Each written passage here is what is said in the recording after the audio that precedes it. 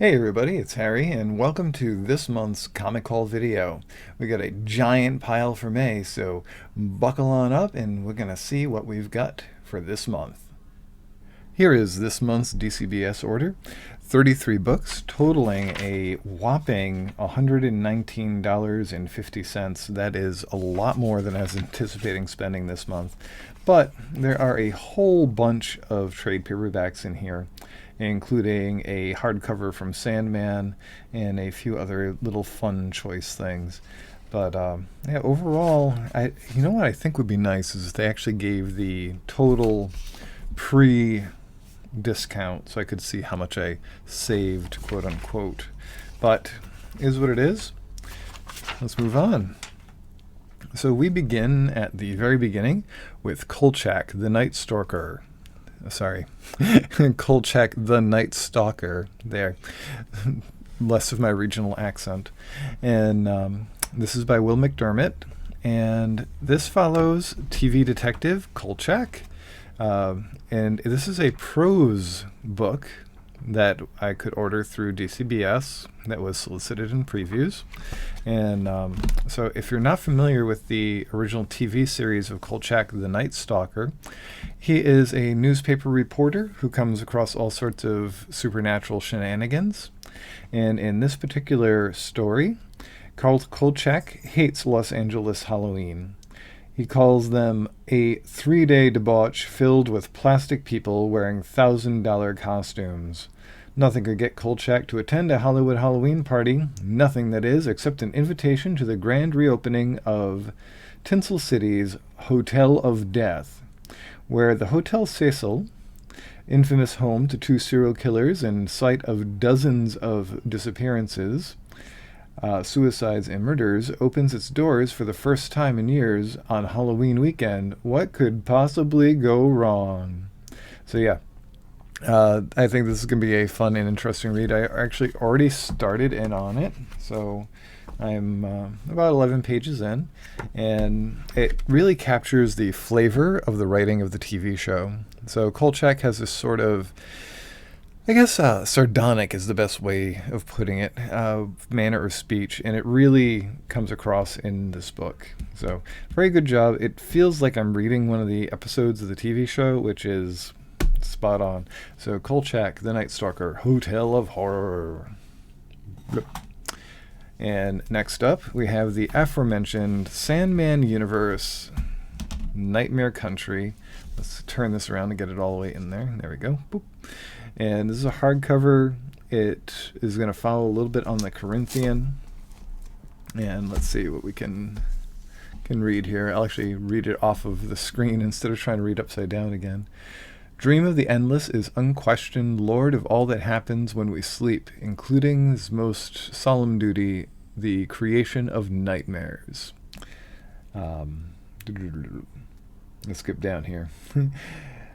It was his hand that formed the Corinthian, patron saint of serial murder, whose ravenous mouths have tasted the blood of sleepers for centuries. Once, years ago, the Corinthian escaped the dreaming and entered the waking world, and the body count was vast. Dream eventually put that injustice to rights and uncreated the Corinthian, remaking him as a more pliable nightmare and bringing him back to his appointed task. But now a new nightmare has escaped into the real world. Art student Madison Flynn sees this smiling man in her waking hours, and she's not alone. What's more, this monster is somehow improbably, impossibly a nightmare that Dream of the Endless did not create. And when he realizes this fact, the Corinthian will slip once more out onto our plane and start a hunt for this mockery. But heaven help us all when his memories of his past hunts begin to return. So that's a pretty interesting sounding little story.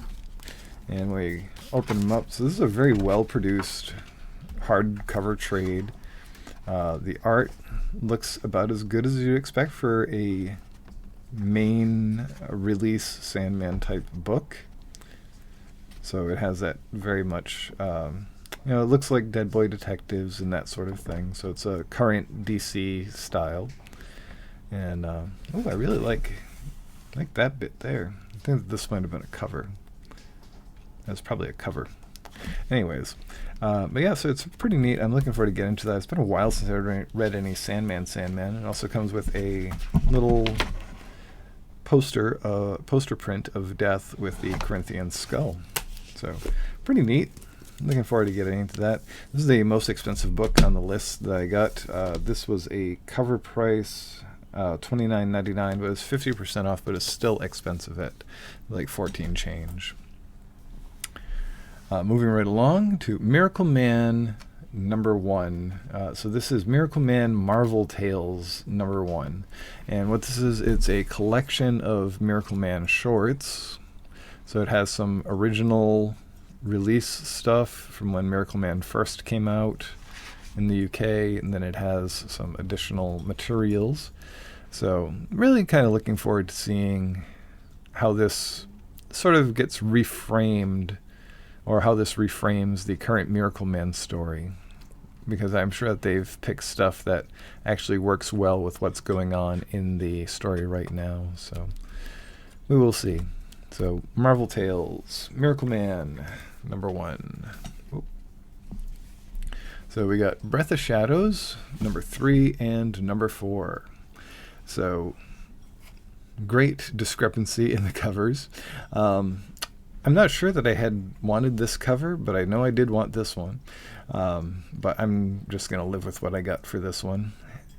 The story so far has been really intriguing, and here we have these very South American, reminds me of Aztec Incan folk, because they are finally coming across the place where the drug that is being sought after is grown, and things are going to get a little bit more hairy as this adventure goes along, and I'm looking forward to seeing how this all turns out. I believe #4 or 5 will be the last one. I know it's coming towards an end. Let's just zing over here. That looks like a #6 next month. Yep. So there's definitely at least one more issue, but I know it's coming towards an end soon. But Breath of Shadows, I got 2 of those to take a look at. Here we got Master of Horror, Colin Bunn, bringing us Chilling Adventure presents The Cult of That Wilkin Boy. So once again, we're into the Archie universe with some horror, and this covers Bingo Wilkins and his band. So I'm interested in seeing where that goes. This is a fairly short read, my goodness. I'd say about that many pages, and quite a bit of back material. So you can see that they're little promo for Jinx, A Cursed Life, which will be coming out soon as well. So yeah, let's see. He's playing your song. Bingo Wilkin is not just a world-renowned musician. He's an icon, an iconoclast, a legend, a leader. He's also master of manipulation with fans and followers willing to do his bidding, no matter how evil it may be. Is too much ever enough when it comes to celebrity? The team behind The Chilling Adventures of Salem return with this psychological thriller about fame and fandom, featuring the devoted talents of Cullen Bunn, Dan Schroding, Ben Galvin, Matt Hermes, and Jack Morrell. So, Cullen Bunn, I'm sure, knocking it out of the park again. So, very excited for this. And taking a peek inside, just in case we didn't see enough. Nice, clean art style. It's not the more painterly stuff that you'd find sometimes in Sabrina. So it looks a little bit more like, what was I going to say? The Jughead the Hunger, I think, looked a bit like this. So nice, clean style. Codename Ric Flair, Magic 8 Ball. So in this, Ric Flair is painted as a spy, and jet riding, profiling, and all that sort of thing. So it's kind of tongue-in-cheek, and it's going to be very strange, I'm sure, but I could not say no to it. It just seemed like such an off-the-wall kind of premise, I had to take a look. So, yeah, Ric Flair as a international super spy, and likely has some sort of MacGuffin that is a magic 8 ball that he's trying to get. Pretty neat. I'm going to go through these a little fast because there are 33 of them. So, Dark Ride, number 5. I love this cover. Love, love, love, love, love, love. So cool.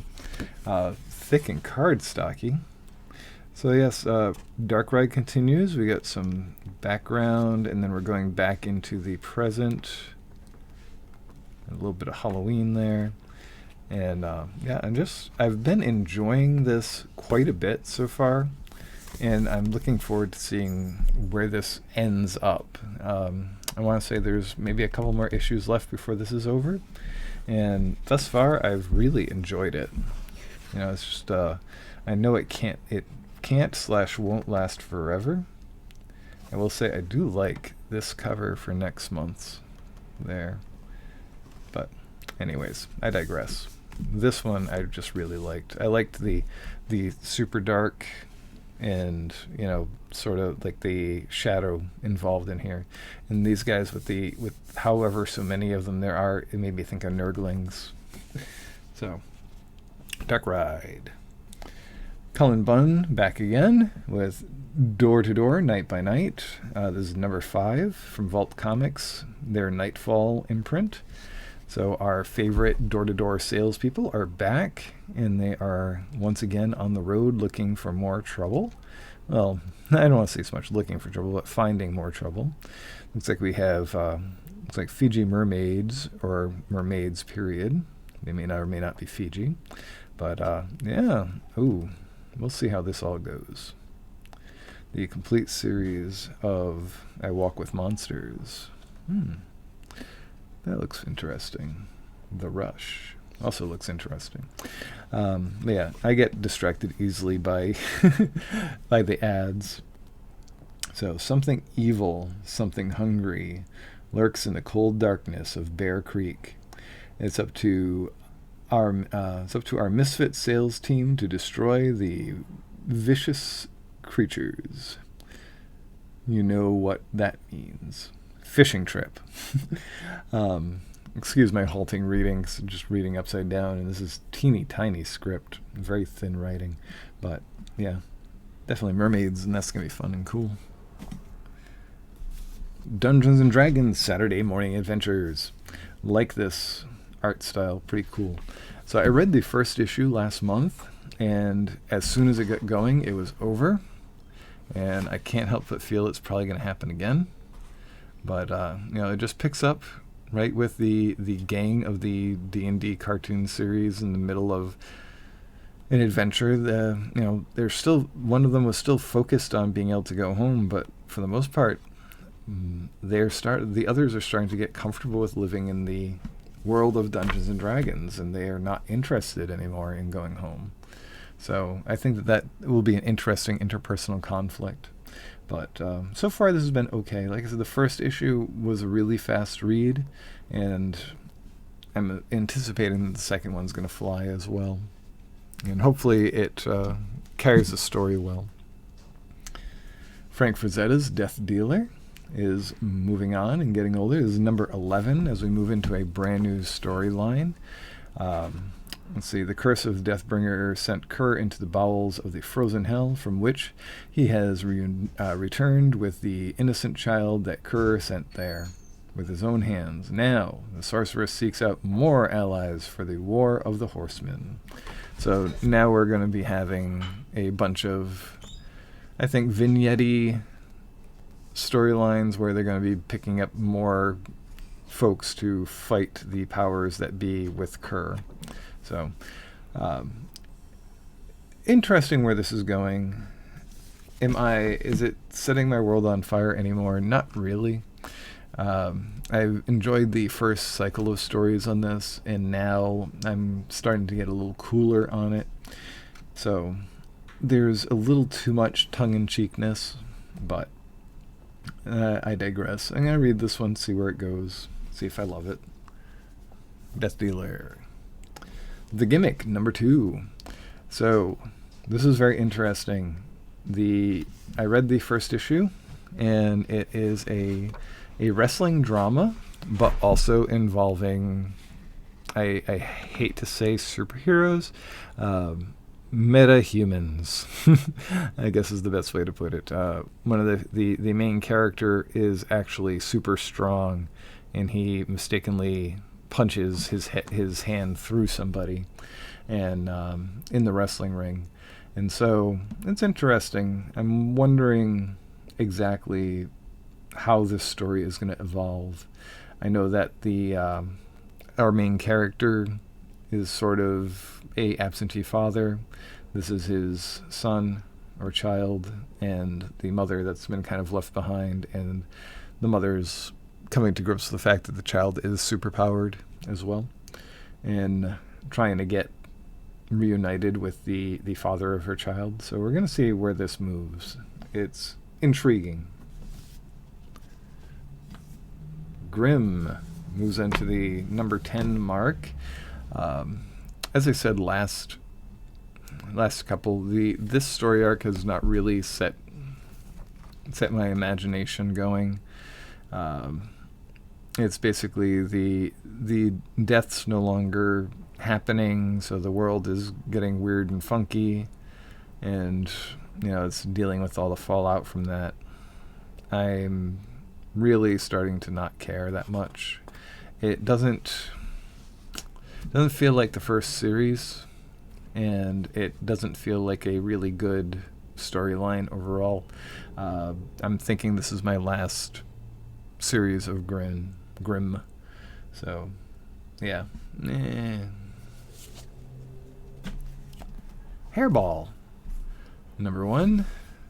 Number 2. So, this is a horror comic, as you can maybe tell by the cat with the finger. And from what I can remember, there's something off with the cat, and the cat is some sort of supernatural or other sort of evil. When you flip into this, you are immediately greeted by this super dark interior, and I love when the pages are black like this. It just gives you such a feeling of this is a horror comic. And yeah, I just really like what's going on in here, just aesthetically. Just like, look at that. So interesting. So, like I said, they said this was sort of like Hayao Miyazaki meets Junji Ito. And I think that might be fair. I'm just interested in reading more of it and finding out what happens. What happens? Why did I get this book? Because sometimes I don't remember. I know why I got this book. Cullen Bunn and horror. So this is Lamentation, coming from Oni Press, 48 pages of fear. And this is written by Cullen Bunn. And what is it about? I don't remember. But I do remember that it is a horror type comic, and that it's written by Cullen Bunn, and that was enough for me to get it. So is there going to be a point when seeing Cullen Bunn's name on a comic's going to make me go, I don't know if I want that, but I might. I don't know. But I know that when I see Cullen Bunn, it immediately sends off like a trigger of, I'm going to get that. The Last Barbarians, number 3. So the first 2 issues of this have been pretty good. I don't think it's a top-of-the-line story. The colors in this whole series, I just really like. I feel like they must be using a computer program to do the coloring for this, like they do probably for most comics now. But this has a very shiny look that makes me think of computers.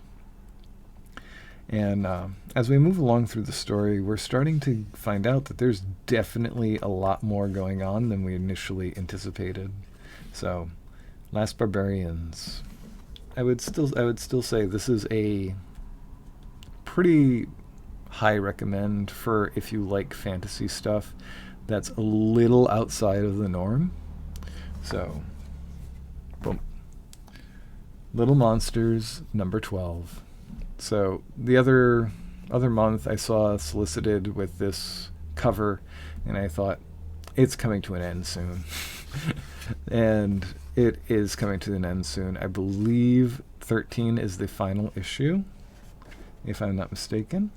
And we're going to be finding out what happens in the end. I know in my heart of hearts it's not going to be a happy ending, but I'm anticipating it, and I'm looking forward to it.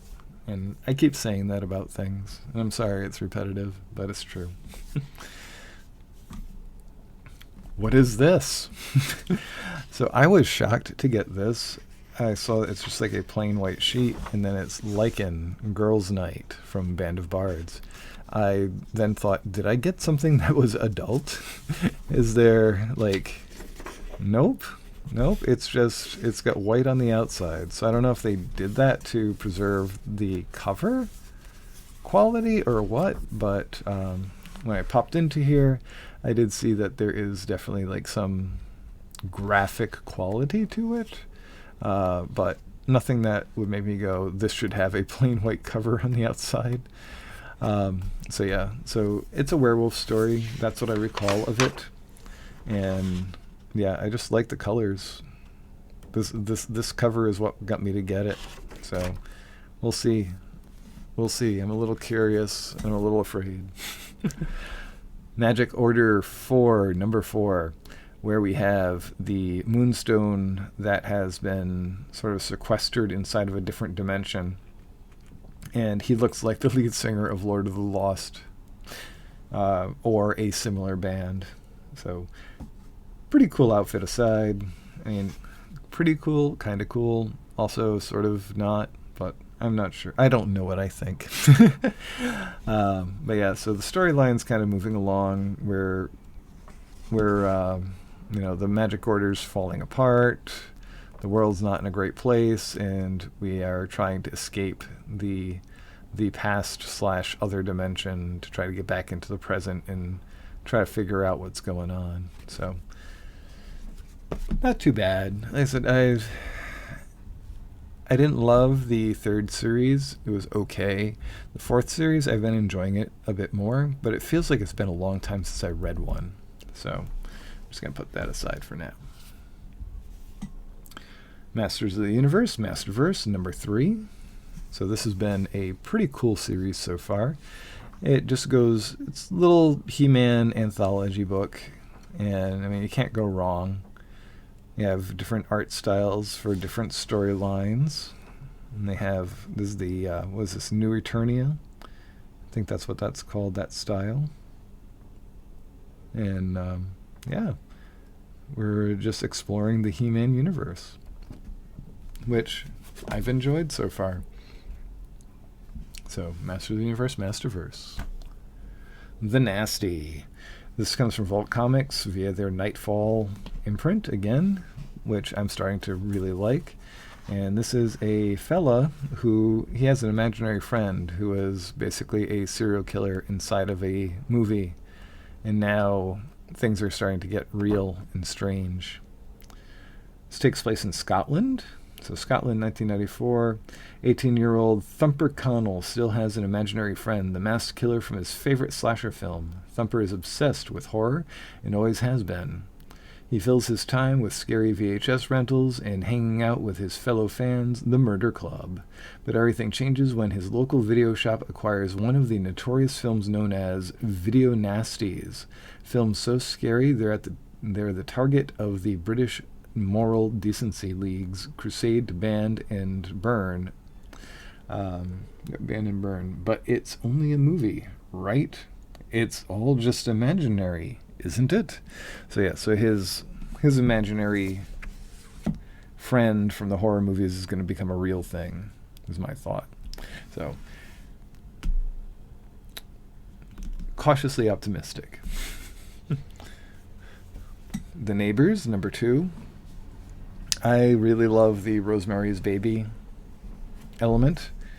And other than that, I did not enjoy the first issue of this. It was okay, there were a couple points that were very confusing in their overall setup, and I'm wondering if this is going to be better or worse. And I am fearful it is going to be worse. And what's horrid is I love the covers. I love the first cover. I love this cover. Now I'm really worried about the content, which is not a positive thing. So I will hope for the best. Nightclub number 4, still with that $1.99, which is nice. So this has been a cool book. They're youngsters who have gotten vampire powers. They wear lucha masks to basically be superheroes. And eventually it's all going to blow up in their faces, and I'm pretty sure that that's going to be happening by now. They have a group of vampires that have moved in on their territory, or into their sphere of influence, and so I'm sure things are not going to go peachy for them. So, Vault Comics brings you Nightfall double feature, featuring Denizen and the Cemeterians. So Denizen is a storyline with this strange, shadowy creatures that live inside of a trailer. The Cemeterians has this very odd storyline of bones appearing inside of things. So very, very B-horror grindhousey feel overall to this. And, you know, it feels like it's been a while since number 2 came out. Oh, look at this. Look at this intermission. Love it. And I'm just really hoping for this to finish, to come out, for all the issues to come out, and for me to feel good at the end of everything. Because I have a strange feeling that it might not happen. But I hope it does. And by the way, this cover with its foiliness, love it. Phantasmagoria number 4. If you watch the channel scrutinizingly, you'll know that Phantasmagoria number 5 already came in. I already read Phantasmagoria number 5, and I did not remember what happened to get me to the beginning of that. And I just read through it, so I finished reading the series, and only when I was done was I like, oh, I didn't get number 4 in yet.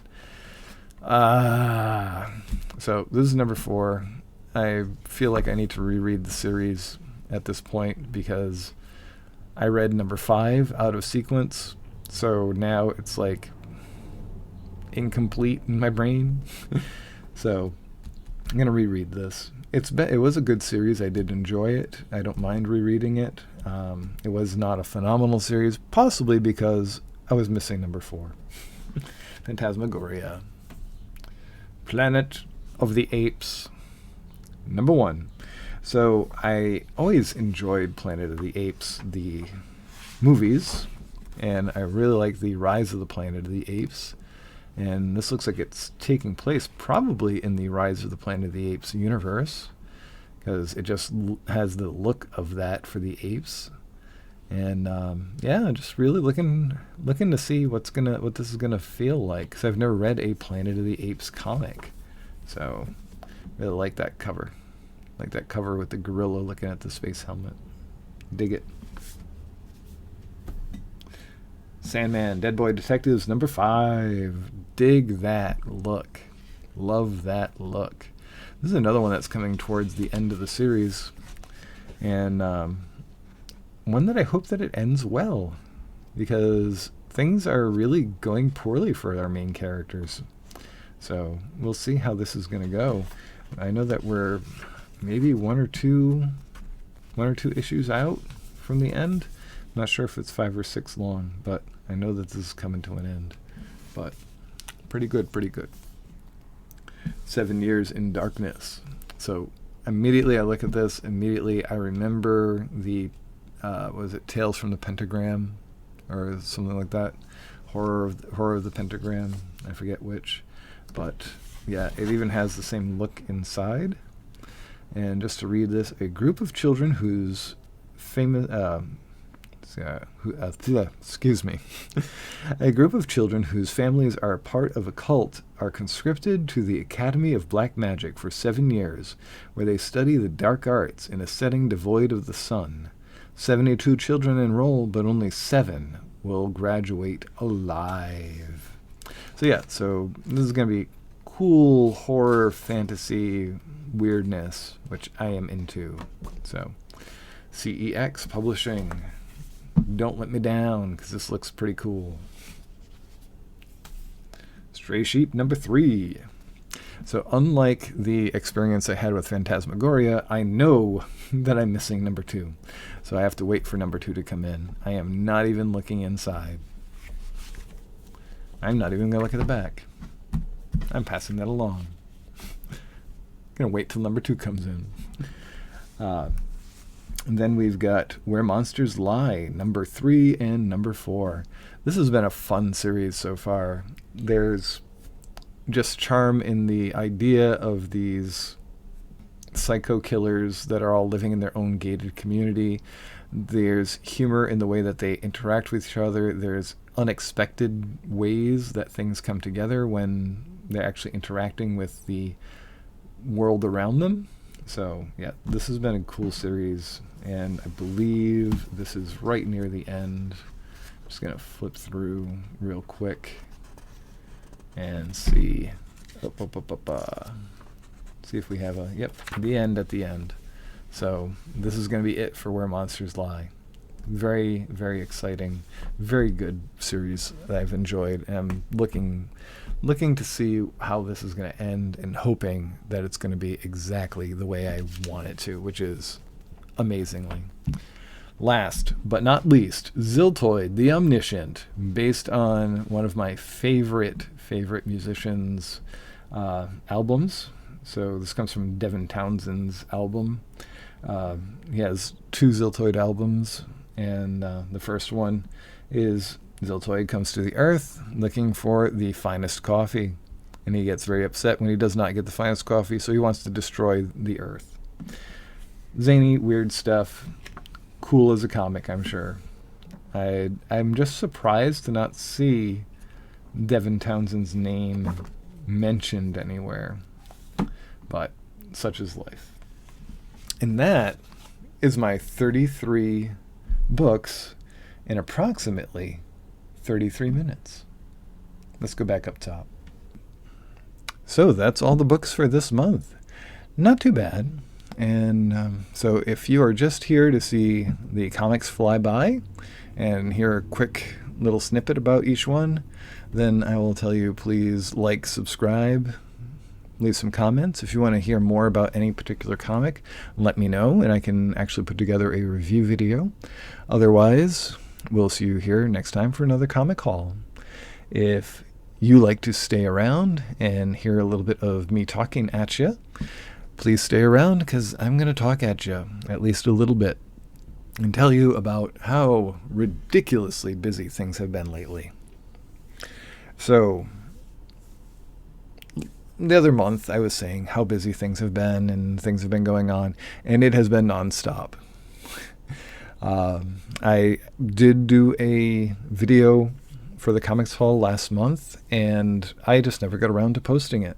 It is still saved on the computer, and I just have not put it up yet, which, I'm upset about, but it is what it is. I've been kind of catching up on sleep where I can. I've been doing a lot more stuff during the day that needs to get done that's not sitting down here and doing stuff.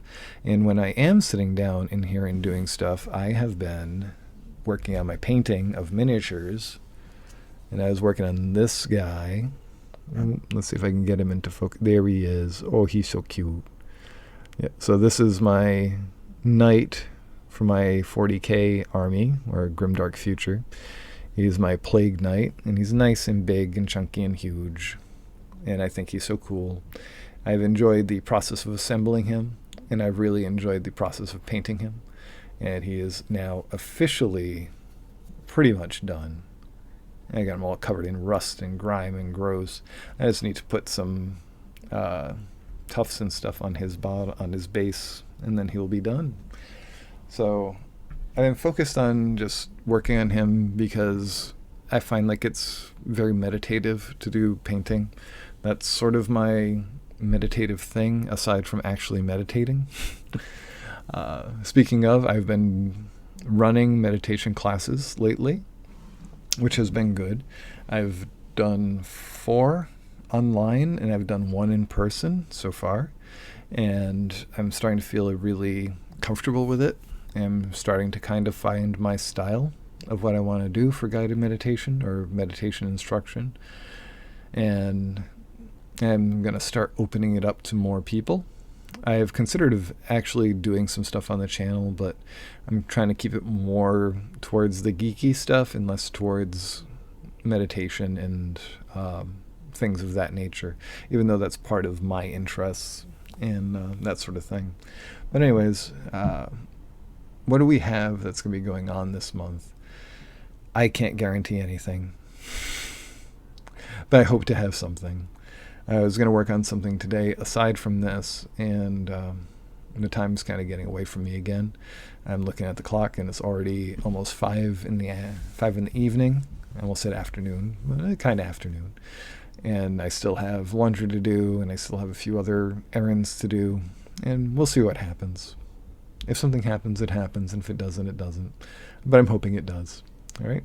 So, yeah, I've been really just trying to enjoy the time I have doing things that feel really good for me and that I feel confident with.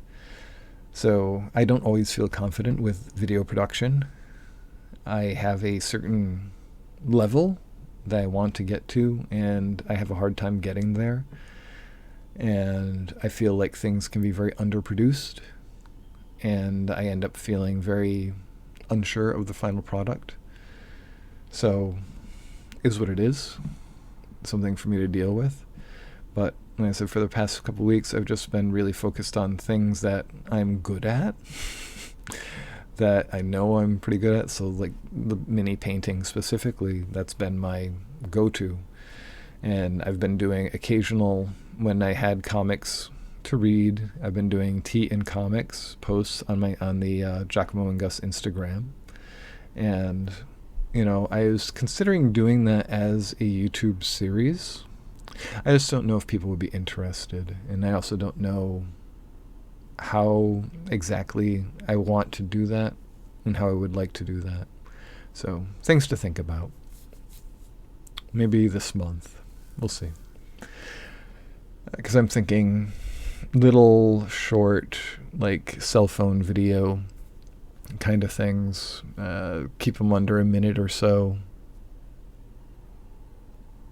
Could do it. But anyways, we'll see. We'll see. This month is a lot of we'll see. I've been looking at my role-playing game schedule lately, and my role-playing game schedule is insane. I run, right now, Pathfinder Reign of Winter twice a month, Pathfinder Ruins of Aslant once a month, Deathbringer doing White Plume Mountain once a month, then a straight Deathbringer it's like a West Marches type game. It's 5 sessions a month. I run Grim Dark Future. Get that in here. I also do a board game day. And so I have like 7 things that I do. And there's like 8 weekends in a month, or 8 weekend days in a month, or most months. So it's feeling like a lot lately. And the thing is, it's stuff I enjoy doing. So it makes it hard to say no. I don't want to do it because I like doing it.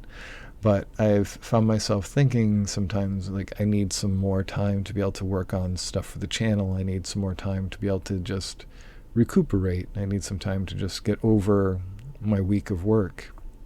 So, I've been kind of weighing some of what I'm doing and some of what I want to do. And I've been thinking of letting go of the West Marches game. I have one of my players is going to be leaving. I have another player that's unable to make it frequently. So, I have a core of 3 people, which isn't bad, but it's not exactly what I was picturing. And as we go along, it's been fun. It's a good experiment. I've been enjoying the process. But at the same time, when it's on the docket, before I'm actually running the game, I'm thinking, what else could I be doing today? And that's not a great thing. Even though when I'm in the moment running the game, I love running the game. It's actually my favorite game to run because everything's off the cuff and everything is very much, what I feel like doing. So there's no pre-planned anything at all with it. Aside from I made a bunch of dungeons and I can use them however I want. So, it's I'm gonna feel kind of sad about letting it go, but I think that's gonna be the one that has to let go.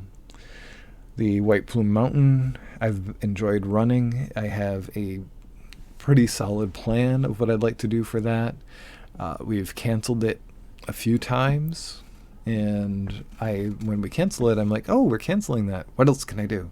And again, not a great feeling at all for a game that I like running.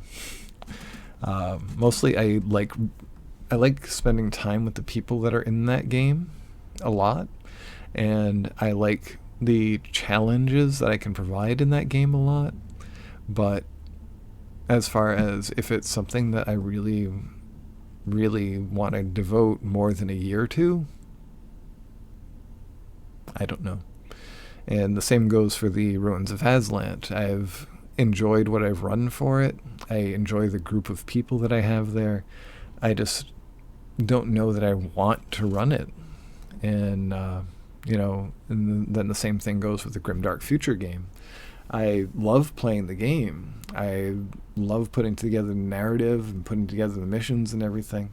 But like this past session, I had one of the players was snippety and uppity and all that, and I was just like, guys, this is just a story game. We're just playing to play and be together and have a good time. If you aren't having fun, go. I'm not here for complaints. I'm here for fun. I'm here to enjoy myself, and I'm putting together a story for you guys to enjoy, and the actions that you take have repercussions on the story, and the guy's upset that the actions that he's taken have repercussions on the story, even though the last time I said this adventure particularly is going to have long-lasting consequences. I don't know. I'm just, right now, I am looking at a lot of what I do, and I'm wondering how much of it I want to keep on with and how much of it I feel okay getting rid of, and how much of it is just right now I don't feel like doing, and why don't I feel like doing it. Some of it's just I haven't had time to write Gleefield. I haven't had time to play with Giacomo and Gus. And, I want to have time to do that. But I also want to have time to run these games. And I want to have time to be with my friends. And I want to have time to have fun. And it's so hard. Big sigh coming. Let's terminate this thought. It is what it is. So, I have new position at work that I'm doing, which is pretty good. I've enjoyed it so far. They're asking me if I want to move up further in the company, which I'm like, cool. Something I would consider. I don't know if there's going to be an opportunity for it, but, it's something to consider. Who knows? But the long and short is work's not making me happy. When I am on the cusp, before I'm running a game, I'm not excited about running it. But as soon as I sit down at the table and I see everybody looking at me, I'm excited about it. And as soon as I get their responses, I'm excited about it. I'm just not excited beforehand. I think of the other things that can be going on. And that's maybe just a matter of not being present, or it's just a matter of I've been really weighing what I'm interested in doing. Like I had last month I took out a book by Alan Moore. I took out Illuminations by Alan Moore because I did not get it for Christmas, and I was like, well, I'll read the book. I'll just take it out from the library, and I got through half of one story because I just don't have the time to read between reading comics, running games, all that stuff. So there is that part of me that's like, if I wasn't running all these things, then I would be able to make more time to read. I'd be able to make more time to X, Y, Z. But, and at the same time, I really love running the games.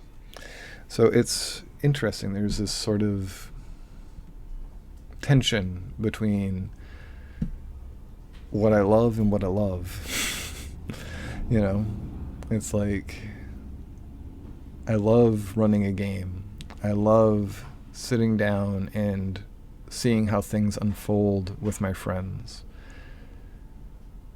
At the same time, I love actually just spending time with my friends outside of a game and outside of playing pretend. And sometimes it feels like most of what I get to do with my friends is just the pretend stuff, and that we don't get to have anything else. Because generally when there's time for anything else, it's during the week when I'm working or that sort of thing. So, or, people just can't get together on a whim anymore. We are adults. So, it's just, I think it's a deeply introspective time for me as I consider what games I want to play, as I consider where I'm spending my money. So I was going to go to a comic show today, if I can get into focus. I was going to go to a comic show today, and Saz was saying, well, it'd be something you could do for the channel. It's something you could have some, do part of the comics hall as what you got there, and blah, blah, blah.